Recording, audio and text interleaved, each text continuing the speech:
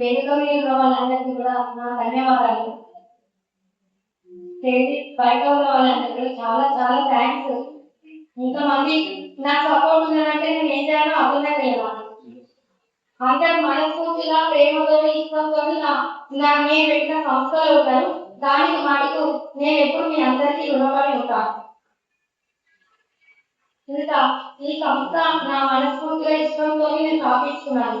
నా ఇష్టాన్ని నేను సర్వజనకి పరమేశ్వరకి సుధాతమ్మ గారికి చెప్పిన తప్పకుండా నీకు మేమందరం ఎంతో ఉంటాము అని చెప్పి నాకు చాలా మోటివేషన్ చేశారు.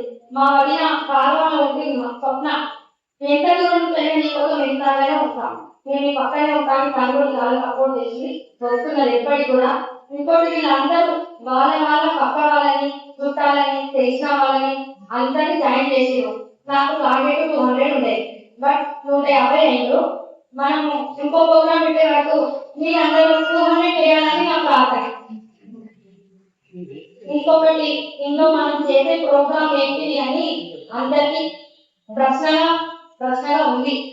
కాబట్టి నేను ఇందులో చేసే ప్రోగ్రామ్స్ మెడికల్ క్యాంప్స్ పెడతాము.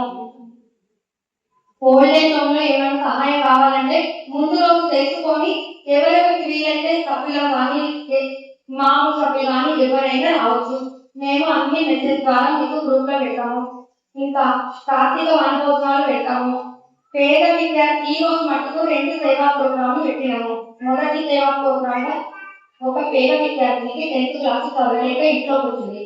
వాళ్ళ నాన్నగారు రీసెంట్లీ పోయారు కాబట్టి వాళ్ళు ఏం చేయలేదు.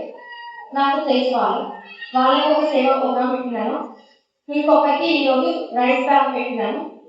అది మన గుడిలో మనకు అనుభవంగా ఉండే మన వాచ్మెన్ పద్మావతి ఈ రోజు మొదటి డొనేషన్ గా పెట్టినాను.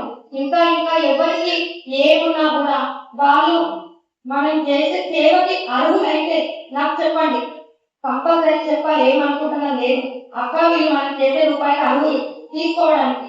అటువంటి వాళ్ళకి చేస్తేనే మనకు పుణ్యం. మనం ఇచ్చే దాతలకు కూడా రూపాయలు పుణ్యం ఉంటుంది. అదొకటి గుర్తు పెట్టుకొని నాకు చెప్పండి ఎవరైనా. ఇట్లా ఇంకా ఎన్నో కార్యక్రమాలు చేస్తాము. వాసవి మాత వేడుక చేస్తున్నాము. సంవత్సరంలో 3-4 టైమ్స్ మనము 3 months ఒకసారి ఒక పెద్ద ప్రోగ్రామ్ కండక్ట్ చేస్తున్నాము. సంక్రాంతి టైంలో ముగ్గుల పోటీ లాంటివి పెట్టుకున్నాము. బతుకమ్మ ఉత్సవాలు చేస్తున్నాము. ఇంకా మీరు ఏం సలహాలు ఇచ్చి అక్క చేద్దాము అంటే తప్పకుండా మీరు నేను ఫోన్ అందకపోతే గ్రూప్ లో పెట్టాను. ప్రతి విషయం మన గ్రూప్ లో తెలియాలి. తెలిస్తేనే వాళ్ళు కూడా మనకు సహకరిస్తారు. కాబట్టి ఎవరికి ఏది కావాలన్నా మీ గ్రూప్ ద్వారా నాకు తెలియజేయగలరు. మీ అందరికైతే నేను ధన్యవాదాలు ఎట్లా చెప్పాను అర్థం కాదు.